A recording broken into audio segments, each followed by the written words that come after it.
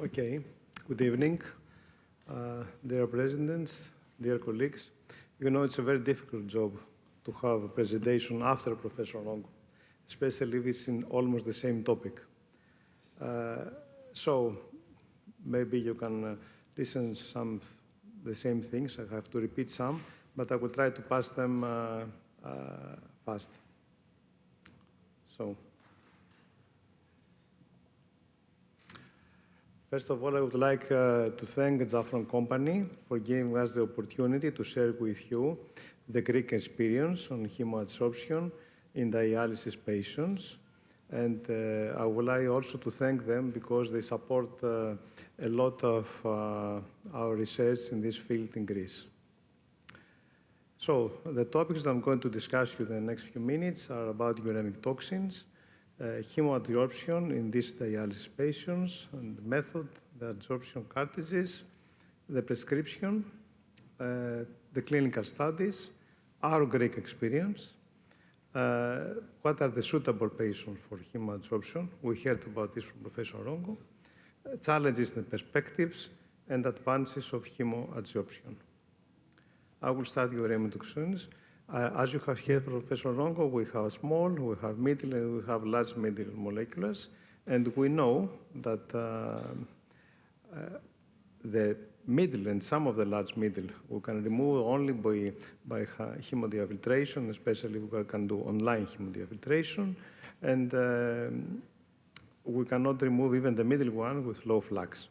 And I put these slides because I had to have a referral for Greece.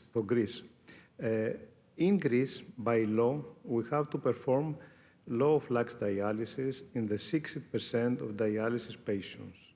The remaining 40% is divided on high flux or hemodiafiltration. So this is really a problem. Furthermore, we have all these protein-bound compounds that we have heard also Professor Rongo, that can promote numerous deleterious effects in various tissues. So, small water soluble compounds can be removed with classic hemodiafiltration or hemodialysis. Large, middle, and protein-bound, we have hemoabsorption. So, maybe this is the ideal combination with, if we combine these two methods, maybe we can remove the majority of the uremic toxins.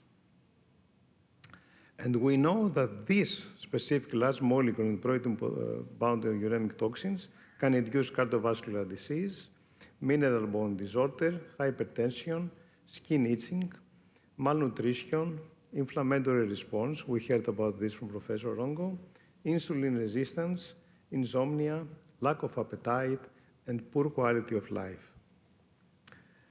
So I will briefly describe the hemoadsorption, and as you have seen before from Professor Rongo, we have this filter, this cartridge that is an absorption cartridge that the contact of the blood with resin that is in the filter can remove uremic toxins, that especially protein bounds. We put this cartridge before the hemodialysis filter in the same line. And we use blood pump from 150 to 200 ml per minute. The regular dialysis flow, 500 ml per minute. And what we use until now, maybe we'll change this, is 3 times per week for the first month and once per week after the first month. The duration, and this thing is also for discussion, it's 2 hours, usually during the first 2 hours of a 4 hours regular dialysis session. And for anticoagulation, we use low molecular weight heparin or the classic heparin. So this is the cartridge. It's the cartridge that we have now available from Zafron Company. And you see that can remove solids that are molecular weight 5 to 30 kilodaltons. So these are usually the middle uremic and the protein-bound uremic toxins. This cartridge contains 130 ml resin. There are some discussion if we can, for better results, if we can increase this amount of resin. And the absorptions are neutral macrobonds resin. And this was done with nanoscale molecular sieve control technology. And as we had also before, adsorption performed by hydrophobic bones, ionic bones, and physical absorption due to van der Waals forces. So, just a small reminder of the clinical studies. This is one of the first studies that was performed in 2011. 101 patients. They followed them for 2 years, and they have two groups. One group was in plain dialysis, classic dialysis, and the other one combined hemodialysis with hemoadsorption. They did it for once per week with the same ordinary blood flow, 150 to 200, for 2 hours. And what they found out, they have a better removal of uremic toxins, but also better regulation of hypertension. And this can be seen here, but by the reduction of PTH and beta-2 bioglobulin. Also, they achieve better quality of life, as this was measured by SF36 score. But most of all, this was the first study that shows us that we have better survival in the patients that they perform the combination of hemodialysis and hemoabsorption. So this is a recent study that was published from China in 2022. 37 dialysis centers in China, 438 patients. They followed them for 12 months, and they have 4 groups. First group, low flux dialysis. Second group, high flux dialysis.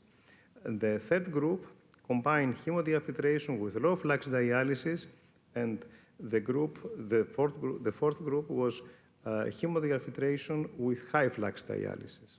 And they found significant degrees of beta-2 bioglobulin and PTH in the groups that they performed hemodiabsorption, and they have also a reduction in the priority score, very, very big reduction in the group that did low flux dialysis combined with hemoadsorption.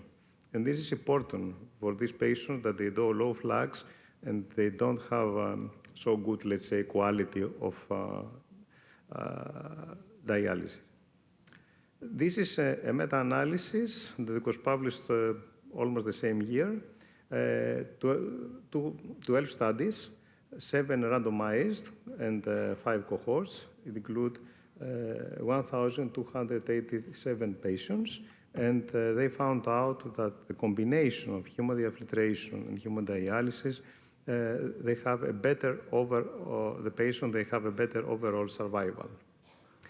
And all the studies says no adverse events, just minor adverse events, low blood pressure in a small percentage that can resolve easily with 200 ml of normal saline, rash itching, and maybe some hemorrhagic spots that also can be resolved easily.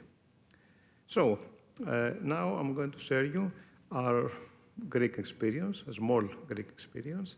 So we have, recently we have finished a study that I'm going to publish soon with 4 nephrology departments. Only, as you can see, 17 patients, follow-up for 8 weeks. And we did hemodialysis with hemoabsorption and high flux dialysis with hemoabsorption. The same prescription, 2 hours, the blood flow was 200 ml per minute, and low molecular weight heparin for anticoagulation. We also measured the tumor-defined itching rate scale, the appetite assessment scale, and the sleep quality at baseline and 4 weeks after the treatment.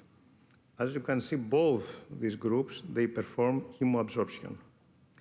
And we find a significant reduction in uremic toxin, amelioration of pruritus, and improvement of sleep status. And all this with no adverse reactions.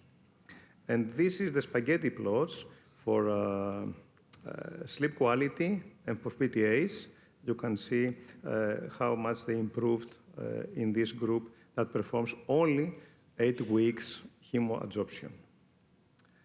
This is a study that we performed 5 years ago in my hospital, the General Hospital of Athens, Hippocration, and we have 3 groups. The first group, we perform hemodialysis with hemoadsorption.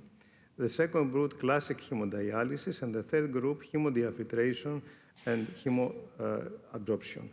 The same prescription, 2 hours during the first 2 hours of a regular hemodialysis session. So here we did once weekly for the first month, and then once bi-weekly for the remaining 11 months. The usual blood flow, the usual anticoagulant. So we found a better removal of small and middle uremic toxins in the groups that they perform hemoabsorption. And we didn't have any adverse events, just a small percentage with low blood pressure, but it usually was happening in the first session of hemoabsorption and resolves very easily. And also a small percentage of rash itching that resolves with antihistamine Peros treatment. This is another study that was announced, it was about 3 years ago, that was announced in the Pan-Hellenic, it's our National Congress of Nephrology, and they had 18 patients, they followed them up for 6 months. They also have 3 groups, but only one group did hemoabsorption, the other group classic dialysis, and the third group online hemodiafiltration. And they have some different prescription, and they have once per week the first month, once bi-weekly for the second month, and once monthly for the rest 4 months. And also they found out better removal of middle uremic toxins. So, what are the suitable patients for hemoabsorption? Sakai Medical Society, as Professor Ronco mentioned before, suggests hemoabsorption in uremic pruritus, sleep disturbance, malnutrition, infection, uncontrolled hyperparathyroidism, uncontrolled hypertension, neuropathy, amyloidosis, and there are many experts in the field that they are saying that if it's a better survival, it seems to be a better survival, but we need more studies. Maybe we have to apply in all the HD patients. So what are the challenges in the prosthetics now? We have to find out what's the optimal dose after the first month. Okay, we say for the first month, 3 times per week, then once per week, 2 times per week, once per 2 weeks, once monthly, we don't know. Also for the duration, during the first hours or the last 2 hours, or maybe all the 4 hours. We have also to study the comparison of efficacy between combination hemodiafiltration and hemoabsorption with plain hemodiafiltration. And another question is, we have to apply this combination in the new HD patients to avoid complications in the future, or in the patients that they have complications. And of course, we have to improve viability for better results. So, I will conclude saying that the advantages of hemoadsorption are the better clearance of middle-molecular white toxins, seems to be more economical in comparison to HDF, more feasible in patients with low blood flow due to poor vascular access, and this is important, especially in the countries like Greece, that we have old patients in dialysis. We don't have a cutoff for dialysis. And also progressively better viability with less adverse reactions. And one last question that arises is that maybe we have to use hemoabsorption in all the patients that they are doing low flux dialysis. So for Greece, this is a question because, as I told you, as I showed you before, we have 60% by low flux dialysis. Thank you very much. Thank you very much.